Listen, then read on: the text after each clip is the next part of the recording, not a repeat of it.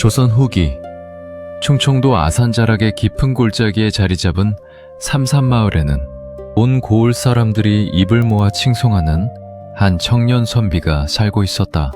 그의 이름은 박진우였다. 박선비는 마을 어귀에 찌그러져가는 초가집에서 홀로 병든 노모를 모시며 살아가고 있었는데, 그의 인품과 효심은 저작거리 시골 백성들뿐만 아니라 고을 수령조차 고개를 숙일 정도로 깊고 따뜻했다. 동네에 굶주리는 아이가 있으면 자신의 하루 한 끼 밥을 덜어먹였고, 그를 배우지 못해 억울한 일을 당하는 까막눈 농부들에게 밤마다 촛불을 켜두고 글과 법률을 가르쳐주는 마을의 든든한 등불이었다. 사람들은 그저 박선비가 가난한 시골 선비인 줄로만 알고 있었으나, 사실 그에게는 남들에게 말 못할 무서운 가문의 비밀이 숨겨져 있었다. 박진우의 가문은 본래 조정에서 대제학과 이조 판서를 배출했던 선조대대로의 기호학파 명문 사대부 가문이었다. 그러나 수십 년 전 조정에서 일어난 피비린내 나는 환국과 세도, 가문들의 정치적 모함에 휘말려 가문이 풍비박산나고 말았다. 박진우의 아버지는 억울한 누명을 쓰고 유배지에서 세상을 떠났고, 어린 진우는 어머니의 손을 잡고 신분을 숨긴 채 이 서해자락의 시골 마을로 도망쳐 숨어 살았던 것이었다. 비록 신분을 숨기고 찢어지게 가난한 삶을 살았으나 박진우의 피 속에 흐르는 명문가의 총명함과 고결한 학문적 깊이는 숨길 수가 없었다. 그는 홀로 달빛 아래서 조선의 모든 법전인 경국대전과 대전해통, 그리고 유학의 정수를 완벽하게 독학하여 관통한 천재였다. 마을 사람들은 박선비가 과거 시험만 보러 한양에 올라가면 당장 장원급제를 하여 판서 자리에 오를 인재라며 아쉬워했으나, 박선비는 연로하고 전신이 마비되어 누워있는 노모의 곁을 단 하루도 비울 수가 없었다. 어머니, 소생에게 관직이나 부귀 영화는 아무런 의미가 없습니다. 어머니께서 한 끼라도 따뜻한 밥을 드시고 통증 없이 편히 잠드시는 것이 소생의 유일한 장원급제이옵니다. 박선비는 매일 새벽 산에 올라 희귀한 약초를 캐어 노모를 수발들었고, 마을 사람들의 억울한 송사서류를 대신 적어주며 받은 쌀 몇 병으로 연명했다. 마을 사람들은 그런 박선비를 삼산마을의 살아있는 보살이라 부르며 존경에 맞이 않았다. 같은 시각 한양 도성 안에서 3대 정승을 배출했다고 자랑하던 여흥, 민씨 가문의 대궐 같은 기와집에서는 매일 밤 짙은 안개와 함께 뼈를 깎는 한숨 소리가 새어나오고 있었다. 가문의 수장이자 이조 판서를 지낸 민영식 대감은 성품이 온후하고 백성들에게 인자하기로 소문이 자자하여 조정과 저작거리 모두에서 민보살이라 불리던 인물이었다. 그러나 화려한 가문의 외벽 뒤편, 민대감의 안채 깊숙한 곳에서는 음흉하고 추악한 욕망이 들끓고 있었다. 민대감에게는 하늘이 내린 단 하나의 치명적인 한이 있었다.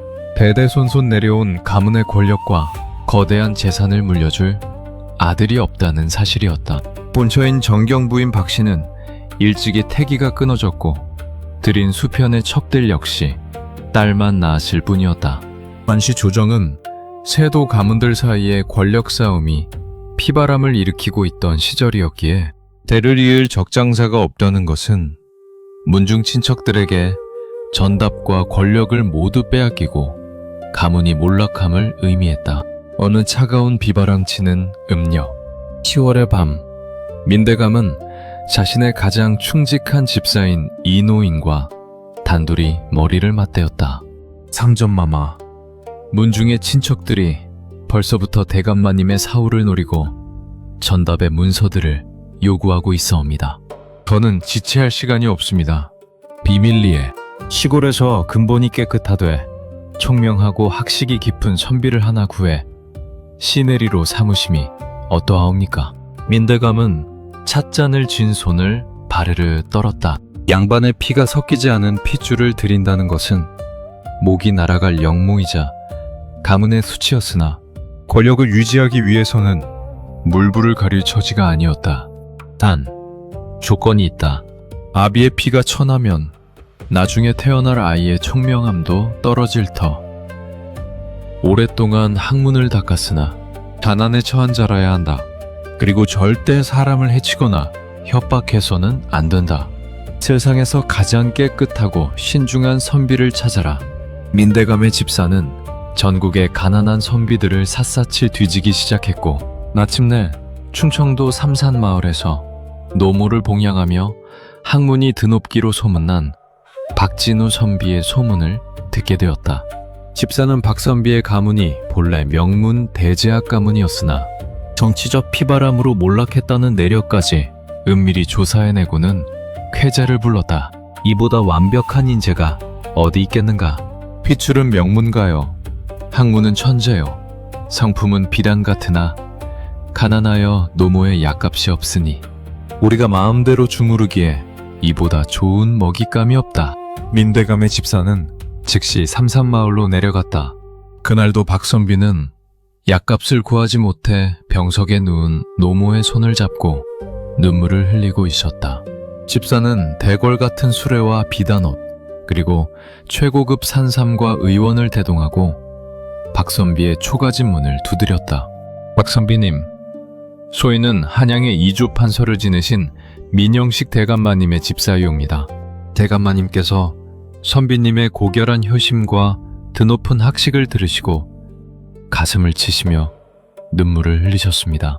집사는 어리둥절해하는 박선비 앞에 엎드려 명약과 쌀 10섬의 문서를 내밀었다. 대감마님께서는 선비님처럼 훌륭한 인재가 시골에서 노모의 약값이 없어 뜻을 펼치지 못하는 것을 안타깝게 여기시어 선비님의 노모를 위해 한양 최고의 의원과 약재를 제공하고 선비님이 훗날 과거 시험을 보실 수 있도록 모든 재반 비용을 대어주겠다 하셨습니다. 다만 한양 대감집에 문객으로 들어오셔서 서책을 정리해주는 소소한 부탁을 들어달라 하십니다. 병든 어머니의 목숨이 오늘 내일 하던 박선비에게 그것은 하늘이 내린 기적과도 같은 구원의 줄기였다. 박선비는 민대감의 거룩한 인의에 감격하여 눈물을 흘리며 공손히 절을 올렸고 집사를 따라 한양으로 올라왔다. 한양 민대감의 집 별채에 거처를 정한 박선비는 비단이 깔린 방과 진수성찬을 대접받았다. 민대감은 친히 별채로 찾아와 박선비의 손을 잡으며 친아들처럼 따뜻하게 대해주었다. 박선비, 그대의 깊은 학식과 고결한 효심에 늘 감탄하고 있네. 내가 그대에게 거대한 부탁을 하나 하고자 하네. 이는 내 가문의 목숨이 걸린 일이자 그대와 그대의 어머니를 평생 부귀영화 속에 살게 해줄 계약이라네. 민대감은 눈물을 흘리며 가문의 안타까운 사정과 대를 이어야 하는 절박함을 털어놓았다. 그리고 제안했다. 나를 도와 매 가문에 대를 이어주게. 아이가 태어나는 즉시 그대는 고향으로 돌아가 내가 내리는 관직의 추천장과 평생 쓸 전답을 받게 될 것이네. 그대의 어머니 또한 대궐 같은 집에서 의원의 보살핌을 받게 해줌세. 이는 사기나 협박이 아니네. 강부상조하는 일이 아니겠는가. 민대감의 태도는 너무나 진실되었고 제시한 조건은 가난한 선비의 인생을 완벽하게 바꿔줄 수 있는 거대한 희망이었다. 왁선비는 민대감의 기품과 인자함에 완전히 매료되었다. 대감마님의 그 깊은 인의와 가문의 사정을 듣고 어찌 모른 척 하겠습니까? 대감마님의 가문과 제 어머니를 위해 이 몸을 바치겠습니다. 그날부터 별채 깊숙한 골방에서 은밀한 나날이 시작되었다. 박선비는 자신이 한 가문의 구원자라는 자부심과 곧 고향으로 돌아가 노모를 모시고 과거 시험을 보아 가문을 일으키리라는 꿈에 부풀어 있었다. 민대감은 밤마다 별채로 명약과 삼삼을 보내어 박선비의 건강을 챙겼고 집사 역시 그를 작은 상전처럼 깍듯이 모셨다. 박선비는 민대감의 집이 세상에서 가장 따뜻하고 음해로운 곳이라 믿어 의심치 않았다. 달이 차오르고 마침내 10달 뒤 민대감과 별채에서 산모의 진통소리와 함께 웅장한 옥동자의 울음소리가 천지를 진동시켰다. 아이가 태어났다는 소식에 민대감은 춤을 추듯 기뻐하며 조정의 대신들과 문중 친척들을 불러 모았다. 하늘이 우리 여흥민 씨 가문을 버리지 않으셨다. 천지신명이 내리신 우리 가문의 적장자가 탄생했다. 민대감의 집에서는 며칠 밤낮으로 대대적인 잔치가 벌어졌고 돼지를 잡고 술이 강처럼 흘렀다. 아이의 이름은 민유현이라 지어졌다. 장치가 끝난 그날 밤 박선비는 자신의 짐을 싸며 미소를 짓고 있었다. 품 안에는 고향에 계신 어머니께 드릴 약재 목록과 민대감이 약속했던 고향의 전담 문서가 들어있을 것이라 믿었다. 이윽고 방문이 열리고 민대감이 집사와 함께 들어왔다. 그의 손에는 은화가 가득 담긴 비단 주머니가 들려 있었다. 대감마님, 축하드립니다. 이제 소생은 대감마님의 은혜를 품에 안고 고향으로 내려가 노모를 봉양하고자 합니다. 박선비가 공손히 절을 올리자 민대감은 허리를 굽혀 박선비의 어깨를 따뜻하게 다독였다. 고맙네, 박선비. 그대는 우리 가문의 구원자이네. 매 그대의 은혜를 어찌 잊겠는가. 준비한 은화와 문서는 집사가 수레에 실어두었으니 밤이 깊었으나 사람들의 눈을 피해 지금 즉시 떠나는 것이 좋겠네. 박선비는 민대감의 세심한 배려에 감격하여 눈물을 흘리며 별채 밖으로 나섰다. 집사를 따라 밤안개가 자욱한 민대감가의 뒷문으로 나선 순간 수레 옆에는 검은 멍석과 굵은 쇠사슬을 든 10여 명의 괴한들이 서 있었다. 집사님, 이분들은 누구십니까? 박선비가 의아해하며 묻는 순간 인자하게 웃고 있던 집사의 얼굴에서 웃음기가 싹 사라졌다. 눈빛은 뱀처럼 차갑게 변해 있었다. 선비님, 섭섭해하지 마십시오. 대감마님의 명령이십니다. 뭐라? 말이 끝나기도 전에 몽둥이가 박선비의 두 무릎을 무자비하게 후려쳤다. 하! 박선비가 비명을 지르며 바닥에 꼬꾸라지자 괴한들이 달려들어 그를 멍석으로 말아 쇠사슬로 꽁꽁 묶었다. 박선비는 피투성이가 된 채 멍석 틈새로 뒷문에 서 있는 민대감을 바라보았다. 조금 전까지 인자한 미소를 짓던 민보살 민대감은 차가운 보름달 아래서 담배대를 물고 무서운 눈빛으로 그 광경을 무덤덤하게 내려다보고 있었다. 대감마님, 어찌 이러십니까? 약속이 다르지 않습니까, 대감마님? 박선비가 울부짖자 민대감은 침을 뱉으며 싸늘한 목소리로 중얼거렸다. 불쌍한 선비놈, 세상 물정을 그리도 모르는가? 네 놈이 살아 숨쉬는 한 내 아들의 핏줄에 대한 비밀은 언젠가 새어나갈 것이다. 네 놈의 존재 자체가 내 가문의 멸문지환이라. 민대감은 집사에게 시선을 돌렸다. 저놈을 서해 외딴 섬의 소금밭 관노관청 노비로 팔아넘겨라. 혀를 뽑아버릴까 했으나 소금을 구우려면 숨은 쉬어야겠지. 평생 뼈가루가 될 때까지 소금을 구우며 입도 벙긋 못하게 만들어라. 충청도에 있는 저놈의 노모 역시 오늘 밤으로 세상을 뜨게 처리해라. 대감마님, 악마 같은 놈, 천벌을 받을 것이다. 매 피를 받은 내 아이가 살아있다. 하늘이 너희를 용서치 않을 것이다. 박선비는 무자비한 매질 속에 의식을 잃어갔고 멍석에 말린 채 서해 소금밭으로 끌려갔다. 민대감은 그가 남긴 흔적을 깨끗이 태워버리며 비웃음을 흘렸다. 추악한 비밀은 완벽하게 묻혔다고 믿었다. 서해의 외딴 섬, 바람마저 차갑게 불어오는 소금밭으로 끌려간 박선비는 사람이 사는 곳이 아닌 지옥에서 살아야 했다. 관청의 노비가 되어 하루 18시간씩 뜨거운 볕 아래서 소금을 구웠고 조금만 움직임이 느려지면 채찍이 몸을 찢었다. 고향에 병든 어머니가 민대감의 손에 목숨을 잃었다는 소식을 접했을 때 박선비는 소금밭 바닥에 머리를 찌우며 피눈물을 흘렸다. 그러나 그는 죽지 않았다. 죽을 수도 없었다.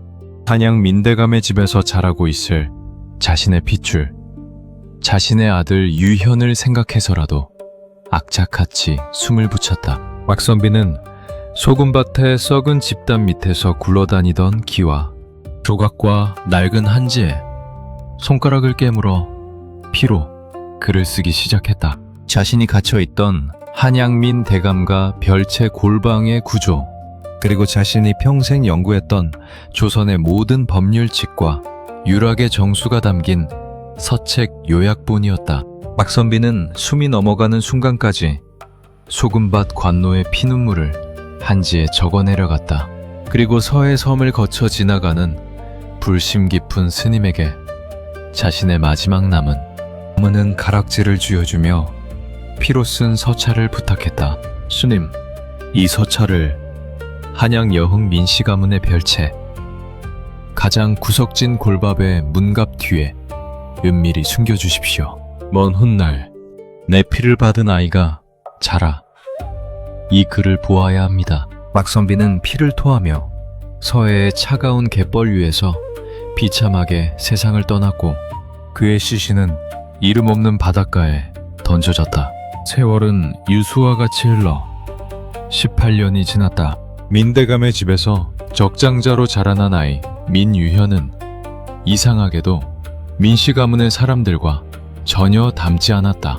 민대감이나 친척들은 키가 작고 성품이 탐욕스러웠으나 유현은 키가 훤칠하고 눈빛이 늑대처럼 예리하였으며 글을 한번 읽으면 절대로 잊지 않는 천재성을 보였다.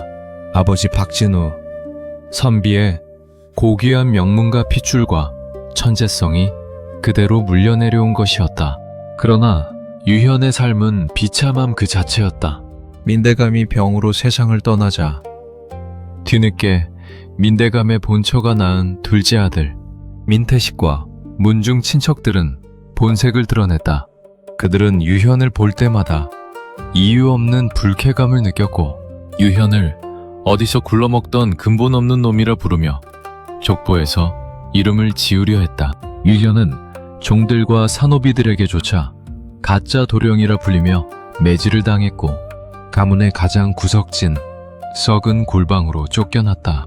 유현은 매일 밤 차가운 골방에서 썩은 밥을 먹으며 가슴속 깊은 의문을 품었다.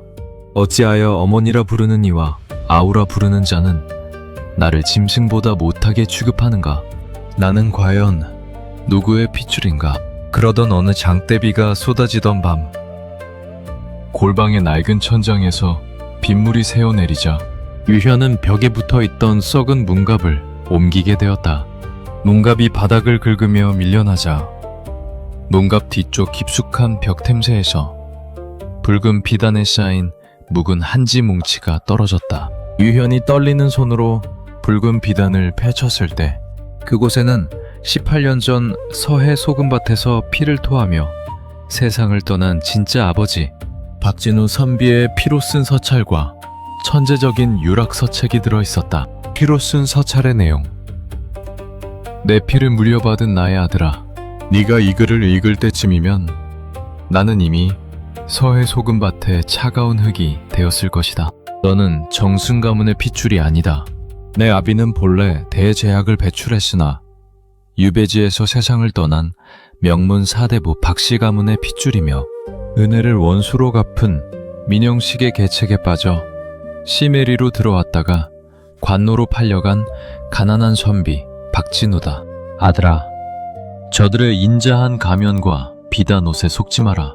저들은 네 피를 이용하여 가문의 재산을 지키고는 너를 개돼지처럼 버렸을 것이다. 내 할머니 역시 저들의 손에 비참하게 목숨을 잃었다. 억울하다고 울지 마라. 칼을 들지 마라. 칼로 벤 상처는 흉터가 남지만 법률과 이성으로 벤 죄악은 대대손손 멸문지화를 부르는 법이다. 독해져라. 늑대처럼 이빨을 숨기고 내가 남긴 이 법전들을 뼈에 새겨 과거에 급제하여 조정의 가장 높은 곳으로 올라가거라. 서찰을 읽어내려가던 유현의 눈에서 뜨거운 눈물이 핏빛처럼 떨어졌다. 평생 자신을 괴롭히던 정체성의 의문이 풀림과 동시에 자신을 속이고 아버지를 죽인 여훈 민씨 가문을 향한 거대한 분노의 불길이 폭포수처럼 터져나왔다. 진실을 깨달은 유현은 그날 이후 완벽히 다른 사람이 되었다. 아버지를 죽게 한 자들에게 복수하고 가문을 법적으로 찢어발기기 위해 그는 가슴 속 칼날을 숨기고 세상에서 가장 비참한 바보 행세를 시작했다. 유현은 일부러 머리를 풀어헤치고 침을 흘리며 눈동자를 풀고 가문 안을 누비고 다녔다. 그러나 민씨 가문 사람들의 악행은 유현이 바보가 되자 더욱 잔혹하고 악마처럼 변해갔다. 둘째 아들 민태식은 유현을 사람으로 보지 않았다. 어느 추운 한겨울날 민태식은 기생들과 비단 병풍을 둘러치고 오기와 술을 즐기다가 누더기를 걸치고 지나가던 유현을 불러세웠다. 어이 바보 형님, 어디 가나? 고기가 먹고 싶은가? 유현은 눈동자를 빙글빙글 돌리며 멍청하게 침을 흘리고 어설프게 고개를 끄덕였다. 고기. 유현이 고기 좋아. 아우님, 고기 한 점만 주시오. 그러자 민태식은 음흉하게 웃으며 자신이 먹다 남은 닭뼈다귀를 진흙탕 바닥에 사정없이 내던지고 발로 짓밟았다. 어디 멍멍이처럼 짖으면서 바닥에 엎드려 주워 먹어보게. 그럼 비단 옷은 한 벌 주지. 유현의 가슴 속에서는 피가 거꾸로 솟아오르고 이빨이 깨져라 갈렸으나 그는 눈물 대신 멍청한 웃음을 지었다. 유현은 차가운 흙바닥에 무릎을 꿇고 엎드려 멍멍이 소리를 내며 진흙이 범벅된 닭뼈다귀를 입으로 물어뜯었다. 그 모습을 본 민태식과 기생들 그리고 집안의 산후비들까지 배를 잡고 구르며 침을 뱉어댔다. 저것 보게. 정승집 장자라는 놈이 개만도 못하게 진흙을 처먹는구나. 낄낄낄. 그뿐만이 아니었다. 민대감의 음흉한 숙구인 민대인은 유현의 목숨마저 위협했다. 유현에게 썩어 문드러진 쉰밥과 쥐가 갉아먹은 잔반을 개밥 그릇에 담아 던져주게 했고 조금이라도 기분이 안 좋은 날이면 산호비들에게 몽둥이를 들려 유현의 등가죽이 터지도록 매질을 가했다. 저놈이 바보인 척하고 상속권을 노릴지 모르니 아예 정신이 돌아버리게 만신창이를 만들어라. 유현은 밤마다 썩은 잔반을 씹어 삼키며 피투성이가 된 몸을 이끌고 골방으로 돌아왔다. 쉰 밥에서 나는 구린내가 입안에 진동했지만 유현은 이를 악물고 밥을 꿀꺽 삼켰다. 먹어야 한다. 쉰 밥이든 흙이든 삼켜서 목숨을 붙여야 한다. 이 썩은 밥이 바로 저놈들의 목을 벨 내 칼이다. 유현은 메줄로 찢어진 등가죽에 된장을 바르고 달빛 아래 아버지가 피로써 남겨준 법률서와 유학서책을 외우고 또 외웠다. 그의 머릿속에는 조선의 모든 법전인 경국대전과 대전의 통, 왕실의 사폐지 법률, 토지매매법, 그리고 관노 불법 매매에 관한 법률칙이 핏빛 각인처럼 완벽하게 입력되었다. 몇 년 동안 짐승보다 못한 바보로 살아가며 완벽하게 이빨을 숨긴 유현은 민씨 가문의 감시가 소홀해진 템을 타 신분을 속이고 노성에서 열린 과거 시험에 은밀히 응시했다. 왕이 직접 내린 시제는 조선의 법률을 통해 백성의 억울함을 풀고 탐관오리를 처단할 방책을 논하라 였다. 유현의 붓끝은 바람을 가르듯 거침없었다. 짐승보다 못한 바보로 살며 사정없이 짓밟혔던 세월 동안 내려온 그의 글은 조선 최고의 대제학조차 감탄할 정도로 예리했고 왕은 유현의 식권을 읽고 무릎을 쳤다. 이 글은 단순한 유학자의 글이 아니다. 나라의 법을 관통하고 백성의 피눈물을 닦아줄 천재의 글이다. 마침내 유현은 당당히 장원급제를 거머쥐었다. 어사화를 모자에 꽂은 유현이 장원급제자의 웅장한 행렬을 이끌고 도성을 진동시킬 때 그를 짐승처럼 취급하고 개밥을 던져주던 여흥 민씨 가문의 친척들과 둘째 아들 민태식은 턱이 빠질 듯 놀라 얼어붙었다. 자신에게 흙 묻은 개밥을 던져주며 매질했던 여흥 민씨 가문의 목을 죄어들 완벽한 판이 짜인 것이었다. 저놈은 우리가 개밥을 주던 바보 유연이가 아니냐? 저놈이 어떻게 장원급제를 한단 말이냐? 그러나 유현은 관복을 입고 어사화를 꽂은 채 그들에게 다가가 차갑게 미소를 지어 보일 뿐이었다. 그것은 과거 자신을 학대하던 자들의 목덜미를 물어뜯기 직전에 보이는 늑대의 무서운 미소였다. 사헌부 지평과 암해머사를 거치며 전국의 탐관오리들을 단칼에 베어넘긴 유현은 불과 10년 만에 임금의 가장 두터운 신임을 받는 최연소, 형조판서, 지금의 법무부 장관의 자리에 웅장하게 올랐다. 이제 30년 전 아버지를 소금반 노비로 팔아넘기고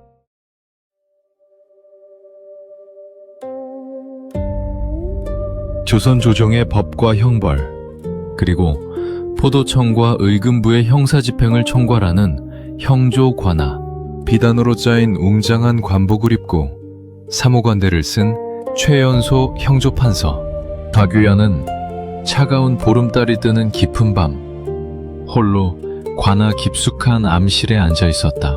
촛불 하나만이 차갑게 흔들리는 넓은 암실 안 유현의 앞에는 수십 년 동안 여흥, 민씨 가문이 저질러온 악행과 추악한 비밀이 담긴 서류 뭉치가 태산처럼 수북하게 쌓여 있었다. 그는 과거 신분을 숨기고 장원급제한 후 암행어사로 전국을 누비고 사헌부 지평을 거치는 10년의 긴 세월 동안 절대로 서두르거나 칼을 함부로 휘두르지 않았다. 오직 늑대처럼 예리하게 숨을 죽이고 여흥 민씨 가문이 스스로 교만함에 빠져 덫에 걸려들 때를 기다리며 그들의 모든 법적 비리와 수탈 정황을 은밀히 수집해온 것이었다. 아버지, 마침내 때가 왔습니다. 칼로 벤 상처는 흉터가 남지만 나라의 법률과 절차로 뺀 죄악은 그 가문의 뿌리까지 대대손손 가루로 만들어버리는 법이라 하셨죠. 유현은 아버지가 서해 소금밭에서 피로써 남겨준 서찰을 품속에서 꺼내어 차가운 손가락으로 가만히 문지르며 서늘하게 미소를 지었다.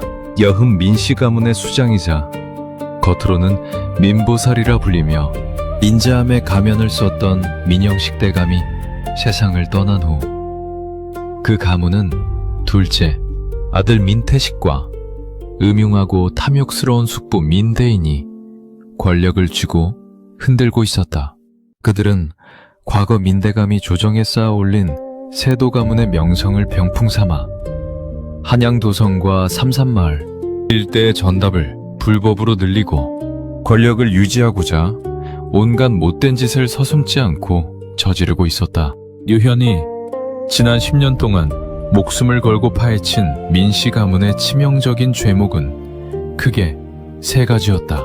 첫째, 조선 왕실로부터 특별히 내려받은 사폐지 티팔디라 속이고 문서의 인장을 위조하여 충청도 삼산마을 일대 불쌍한 백성들의 전답과 임야, 수만 평을 강제로 빼앗은 위조 사폐지 사기 및 토지 강탈 사건. 둘째, 신분이 엄연히 양민인 무고한 농부들과 가난한 선비들을 빚더미에 앉힌 뒤 강제로 산호비로 몰아 서해 외딴 섬의 소금밭, 관노로 팔아넘긴 불법 인신매매 및 관노 매매 사건. 셋째, 조정의 관직을 돈으로 사고 팔며 수만 양의 뇌물을 챙기고 왕실에 바쳐야 할 조세를 중간에서 포탈한 매관 매직 및 조세 포탈 죄목이었다. 이 세 가지 죄목은 단 하나만 걸려도 가문 전체가 풍비박산 나는 무서운 영모급 범죄였다.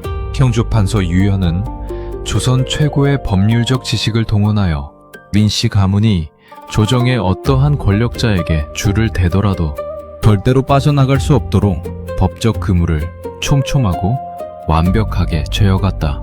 유현이 이 거대한 법적 그물을 짜물 수 있었던 것은 불과 3년 전 암행어사직을 수행하던 시절 목숨을 걸고 수행했던 은밀한 현장 추적 덕분이었다. 당시 유현은 신분을 숨기고 찌그러진 삿갓을 쓴 거지. 꼴을 한 채 아버지가 30년 전 억울하게 끌려가 비참하게 세상을 떠난 서해. 외딴 섬의 소금밭으로 위장 잠입했었다. 그곳은 사람이 사는 세상이 아니라 산자들이 부르짖는 생지옥이었다. 30년 전이나 지금이나 여흥 민씨 가문의 산후비들과 부패한 관청의 감관들이 짜고 억울하게 끌려온 백성들에게 채찍질을 가하며 밤낮 없이 소금을 쥐어짜내고 있었다. 유현은 밤이 깊어지자 소금 가마니가 쌓인 어두운 창고 뒤편으로 숨어들었다. 그곳에서 평생을 소금밭 관노로 살아가며 이빨이 다 빠지고 손가락이 굽은 늙은 노비를 만났다. 유현은 품 안에서 은화 몇 냥과 따뜻한 국밥 한 그릇을 내밀며 30년 전 이곳으로 끌려왔던 박진우라는 선비의 행적을 나직하게 물었다. 늙은 관노는 은화를 보자 손을 바르르 떨며 사방의 눈치를 살피더니 눈물을 흘리며 입을 열었다. 박 선비님, 내가 어찌 그 고결한 분을 잊을 수 있겠소. 30년 전 충청도 삼산마을에서 외매를 입으러 한양에 갔다가 멍석에 말려 끌려오셨던 그 가난하지만 눈빛이 맑던 선비님이셨지. 그분은 매일같이 독한 소금물에 발이 썩어 들어가고 건원들의 채찍질에 등가죽이 찢겨 나가면서도 단 한 번도 비명을 지르거나 구걸하지 않으셨소. 늙은 관노는 유현의 떨리는 손을 끌어주며 아픈 말을 이었다. 그 박선비님은 돌아가시던 그 순간까지도 한양 쪽 하늘을 바라보며 눈을 감지 못하셨소. 내 아들이, 내 불쌍한 아들이 한양민 대감집 골방에서 자라나고 있을 것이오 하고 피를 토하시더니 손가락을 깨물어 기와 조각에 피로 글을 쓰셨지. 그리고 서해섬을 지나가던 불심 깊은 스님에게 은가락지를 내어주며 한양민 대감집 별채 골방문 앞 뒤에 피 서찰을 숨겨달라 청하셨소. 그분이 돌아가시던 밤 하늘에서도 통곡하듯 장대비가 쏟아졌지. 유현은 가슴을 쥐어뜯으며 이빨이 깨질 정도로 입술을 깨물었다.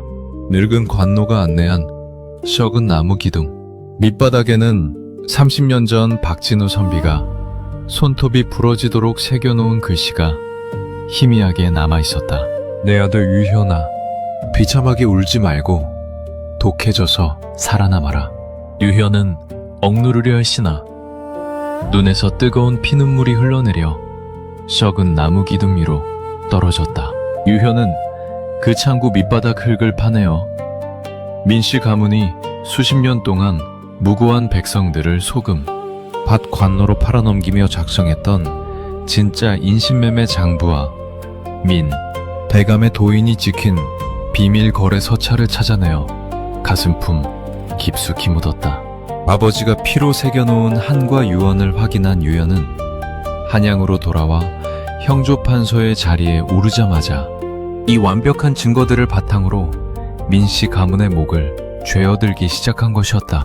한편 한양 여흥 민씨 가문의 대궐 같은 종택, 가랑채에서는 매일 밤 기이하고 추악한 비명이 새어나오고 있었다. 조정에서 최연소 형조판서로 부임한 박유현이라는 인물이 사헌부, 나장들과 포도청 군관들을 풀어서 전국에 있는 민씨 가문의 전답과 서해 소금밭, 그리고 과거 사폐지 문서들을 샅샅이 뒤지고 있다는 소식이 전해졌기 때문이었다. 자신들이 과거 골방에 가두어 개밥을 던져주며 몽둥이질했던 바보 유현이 바로 그 최연소 형조 판서라는 사실을 꿈에도 모르는 둘째 아들 민태식과 음흉한 숙부 민대인은 공포에 질려 서로를 탓하기 시작했다. 이게 다 숙부님 때문입니다. 숙부님이 아산 삼산마을 백성들의 전답을 강제로 빼앗고 왕실의 사패지 문서를 위조하지만 않았어도 이런 일이 없었을 것 아닙니다. 민태식이 술에 취해 잔을 바닥에 던져 깨트리며 고함을 치자 숙부 민대인은 눈을 부릅뜨며 장도를 빼들 듯 민태식의 뺨을 사정없이 후려쳤다. 네 이놈! 머리에 피도 안 마른 놈이 어디서 숙부에게 고함이냐? 네 놈이 매일 밤 기생들과 노름판을 벌이며 수만 양의 가산을 탕진하지만 않았어도 우리가 백성들의 전답을 빼앗고 관노로 팔아넘길 이유가 없었다. 이제 와서 살겠다고 나한테 죄를 덮어 씌우려 드느냐. 두 악마는 상복을 찢고 서로의 옷살을 쥐어뜯으며 사랑채 바닥에서 진흙탕 싸움을 벌였다. 민태식은 숙부의 목을 죄었고 숙부는 민태식의 얼굴을 주먹으로 사정없이 후려쳤다. 배대손손 벼슬을 지냈다고 자랑하던 정승 가문의 종택에서 개보다 못한 추악한 내분이 벌어진 것이었다. 그러나 사원부의 포조리들이 종택대문 앞까지 조여오자 그들은 살아남기 위해 다시 머리를 맞대었다. 숙부님, 이대로 가다간 우리 가문 전체가 멸문지화를 당합니다. 형조 판서라는 박신놈에게 줄을 대어야 합니다. 세상에 돈과 뇌물 앞에 장사 있겠습니까? 뭐냐? 그 판서대감도 시골 출신의 가난한 놈이라 들었다. 수만 양의 은화와 보물을 갖다 바치면 눈이 뒤집힐 것이다. 민태식과 숙부는 형조 판서에게 바칠 거대한 뇌물을 마련하기 위해 마지막 발악을 저질렀다. 그들은 산업이 10여 명에게 몽둥이와 횃불을 들려 아산 삼산마을로 보냈다. 그곳은 과거 박진우 선비와 노모가 살던 곳이자 가난하지만 서로를 도우며 살아가던 백성들의 마을이었다. 민씨 가문의 산호비들은 삼산마을 백성들의 집을 덮쳐 겨울을 나기 위해 모아둔 마지막 쌀자루와 아낙네들의 놋그릇, 금반지까지 사정없이 빼앗았다. 농부들이 엎드려 울부짖자 산호비들은 초가집에 불을 지르고 늙은 백성들을 몽둥이로 짓밟았다. 이놈들아, 우리 대감집에서 형조 판서 대감에게 바칠 정성이니 목숨을 건진 것만으로도 감지덕지해라. 백성들의 피눈물과 통곡 소리 속에 빼앗은 수만 양의 은화와 황금, 그리고 최고급 청자와 백자가 술에 10대 가득 실렸다. 이 정도 뇌물이면 형조 판서 아니라 할아버지가 와도 우리의 죄를 덮어주고 우리 가문을 보살펴줄 것이다. 하하하. 민태식과 숙부는 백성들의 피가 묻은 은화 수레를 이끌고 형조 판서 박위현의 관아 문 앞으로 달려갔다. 형조 관아의 넓은 뜰 아래 민태식과 숙부 민대인은 머리를 땅에 짓짖으며 형조 판서가 나오기를 기다렸다. 그들은 바닥에 엎드려 조아리면서도 속으로는 시골 출신 판서놈이 뇌물을 보고 싱글벙글 웃겠지 하며 추악한 계략을 꾸미고 있었다. 이윽고 웅장한 관복을 입고 사무관대를 쓴 형조 판서 박유연이 당당하고 품격 있는 걸음걸이로 마당으로 걸어 나왔다. 유현은 엎드려 있는 그들의 추악한 정수리를 바라보며 가슴속에서 피가 거꾸로 솟구치는 분노를 느꼈으나 겉으로는 능숙한 늑대처럼 우아하고 차가운 미소를 유지했다. 민태식과 숙부는 형조 판서의 신발 끝자락만을 바라보며 감히 얼굴을 올려다보지도 못한 채 바닥에 이마를 비벼댔다. 판서대감, 소인들은 3대 정승을 배출한 여흥 민씨 가문의 후손들이옵니다. 판서대감의 드높은 인의와 명성을 듣고 저희 가문에서 판서대감의 관하에 자그마한 정성을 바치고자 이렇게 찾아왔나이다. 민태식이 손을 비벼대며 수레에 실린 비단 덮개를 걷어냈다. 그곳에는 찬란한 황금 덩어리와 은화, 최고급 비단과 희귀한 고서화가 햇빛을 받아 눈이 부시게 빛나고 있었다. 유현은 보물 수레를 슬쩍 둘러보고는 나직하고 서늘한 목소리로 물었다. 이 거대한 보화들이 전부 무엇이오? 내가 듣기로 여흥민 씨 가문은 대대로 벼슬을 지는 청백리 가문이라 들었는데 이 많은 재물이 전부 어디서 난 것이오?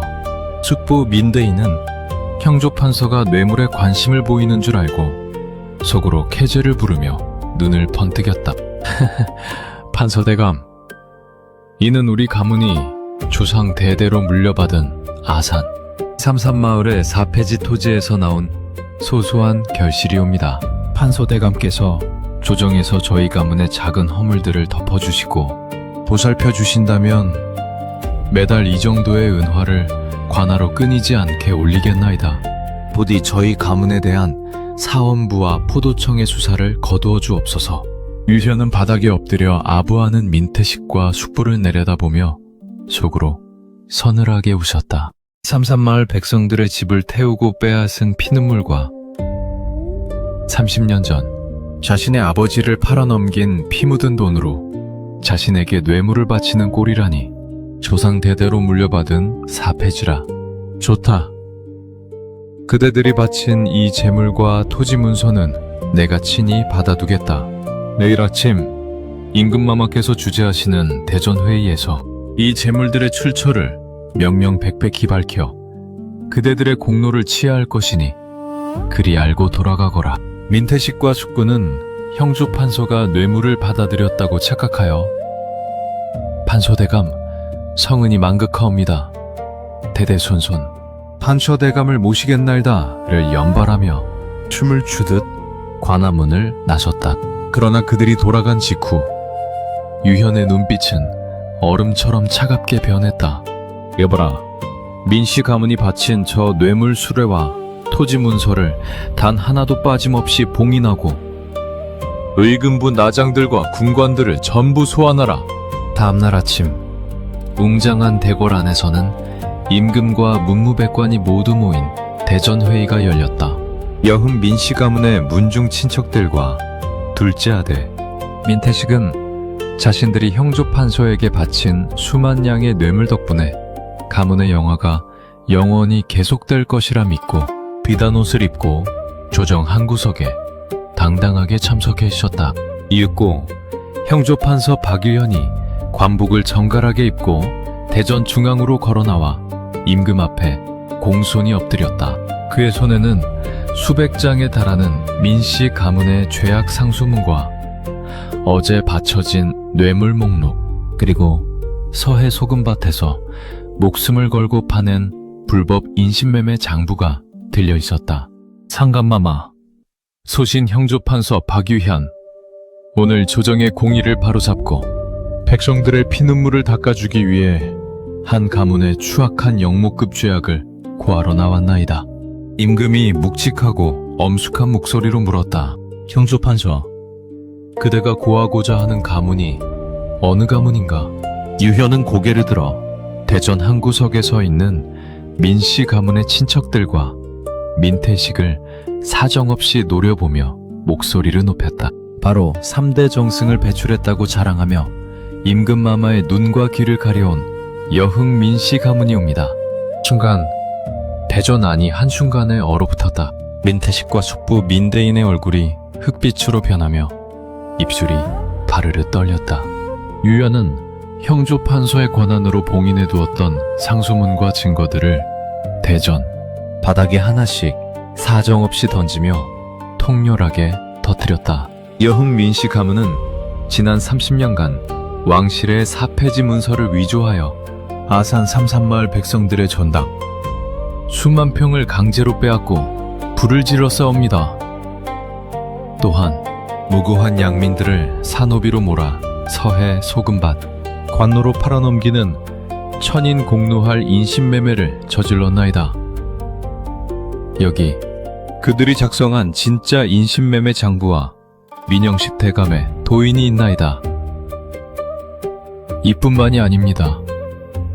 어제 저녁 소신의 관하에 백성들에게서 빼앗은 수만 양의 은화와 보물을 들고 찾아와 자신들의 죄를 덮어달라 매관매직에 뇌물을 바쳤나이다. 유현의 목소리가 대궐 지붕을 뚫을 듯 웅장하게 울려 퍼졌다. 유현이 제출한 증거서류와 사패지 위조 도장, 그리고 관노 매매 장부를 직접 확인한 임금은 얼굴이 시붉게 달아오르며 어장을 쿵 하고 내리쳤다. 내 이놈들, 감히 왕실의 사패지를 위조하고 내 백성을 노비로 팔아넘기며 조정의 판서에게 뇌물을 바쳐 나라의 법도를 흔들었단 말이냐. 이건 명백한 가문의 영모이자 대역죄다. 민태식과 숙부가 바닥에 엎드려 머리에 피가 나도록 짓짖으며 울부짖었다. 전하, 억울하옵니다. 저 형조 판서라는 자가 시골 출신이라 저희 명문가에 한이 맺혀 모함하는 것이옵니다.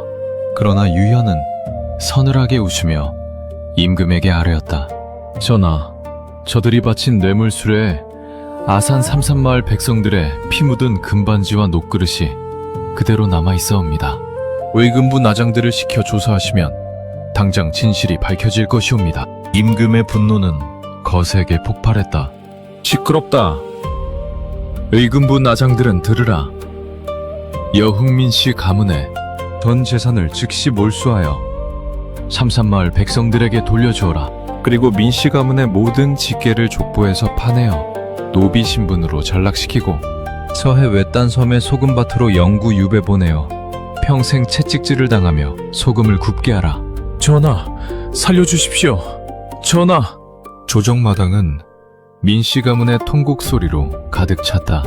대대손손 권력을 누리던 명문가가 한순간에 완벽한 멸문지화를 당하여 노비 신세로 전락하는 순간이었다. 며칠 뒤 한양 도성 밖 차가운 안개가 자욱한 유배기에 참대 정승을 배출했다며 기고만장하던 여흥 민씨 가문의 둘째 아들 민태식과 숙부 민대인 그리고 친척들은 비단옷 대신 삼배 떼떼옷을 입고 손과 발에 굵은 쇠사슬을 찬 채 포승줄에 묶여 있었다. 그들은 이제 자신들이 과거 무고한 백성들을 팔아넘겼던 그 서해 외딴 섬의 소금밭으로 끌려가 평생 채찍질을 당하며 조금을 구워야 하는 관노 신세가 된 것이었다. 아이고 내 팔자야. 우리가 어쩌다 이런 벼락을 맞았단 말이냐. 그 형조 판소라는 악마 같은 놈이 대체 우리에게 무슨 한이 맺혔기에 이토록 가문을 조각낸단 말이냐. 민태식이 쇠사슬을 흔들며 피눈물을 흘리고 있을 때 유백일 어귀에서 웅장한 가마와 함께 형조 판서의 행렬이 멈춰섰다. 가마문이 열리고 화려한 관복을 입고 어사화를 꽂은 형조 판서 박유현이 천천히 걸어 나왔다. 고졸들과 의금부 군관들이 유현을 향해 공손히 고개를 숙였다. 민태식과 숙구는 형조 판서의 옷자락이라도 잡고 마지막으로 목숨을 구걸하고자 바닥에 무릎을 꿇고 울부짖었다. 판소대감, 판소대감, 저희가 잘못했습니다. 제발 목숨만은 살려주시고 소금밭 관노만은 면하게 해주십시오. 판소대감. 유현은 차가운 눈빛으로 그들을 내려다보았다. 그리고 천천히 걸어가 굵은 쇠사슬에 묶여 바르르 떨고 있는 둘째 아들 민태식과 숙부의 귀에 얼굴을 바짝 대었다. 유현의 입가에 18년 동안 숨겨왔던 차갑고 소름 돋는 미소가 떠올랐다. 유현은 품 안에서 아버지가 피로 써남긴 낡은 서찰을 꺼내어 그들의 눈앞에 펼쳐 보였다. 그리고 관복 소매를 천천히 걷어올리며 과거 바보 행세를 할 때 민태식이 진흙탕 속에 던져둔 닭뼈다귀를 주워 먹다 찍혔던 턱 밑에 작은 흉터를 보여주었다. 어이 민태씨. 숙부, 말은 못 알아보겠느냐. 민태식이 눈을 크게 뜨고 서찰과 흉터 그리고 유현의 예리한 눈빛을 바라보았다. 순간 그의 얼굴이 시퍼렇게 질리며 사시나무 떨듯 바르르 떨렸다. 너는 말도 안 된다. 니놈은 우리 집 골방에서 개밥을 주워 먹던 그 바보 유현이가 아니냐. 민태식은 머리통을 망치로 맞은 듯 넋을 잃고 쇠사슬을 흔들며 바닥에 머리를 짓짓었다. 어떻게 개밥을 먹던 바보놈이 형조 판서가 된단 말이냐? 이건 꿈이다. 꿈이야. 유현은 그들의 귀에 속삭이듯 나직하지만 온몸의 뼈를 시리게 만드는 단호한 목소리로 피날레를 날렸다. 그래, 내가 바로 너희들이 개밥 그릇에 쉰 밥을 던져주며 진흙을 주워 먹게 만들었던 그 바보 유현이다. 그리고 30년 전 너희 민씨 가문이 씨만 쏙 빼먹고 서해 소금밭 노비로 팔아넘겨 피를 토하고 죽게 만든 그 가난한 시네리 선비 박진우의 하나뿐인 아들 박유현이다. 민태식과 숙부는 기절할 듯 비명을 질렀다. 자신들이 30년 전 핏줄만 이용하고 소금밭 노비로 팔아넘겼던 그 불쌍한 시메리 선비의 피가 자신들이 개밥을 주며 학대했던 그 바보 아들의 피로 이어져 마침내 자신들 가문의 목을 베는 날카로운 칼날이 되어 돌아온 것이었다. 당신들이 만든 그 위대한 가문을 당신들이 버렸던 시네리의 손으로 완벽하게 잘라내드렸소. 이제 당신들이 서해 소금밭으로 내려가 내 아버지가 구웠던 그 차가운 소금을 평생 피눈물 흘리며 태우도록 하시오. 유현은 소름 돋게 웃으며 뒤를 돌아섰다. 여봐라, 이 죄인들을 당장 서해 소금밭으로 끌고 가라. 판소대감, 유현아, 살려다오. 유현아! 민태식과 숙구는 쇠사슬을 쥐어뜯으며 통곡했으나 의금부 나장들의 채찍 소리와 함께 그들의 처참한 유배행렬은 밤안개 속으로 사라져갔다.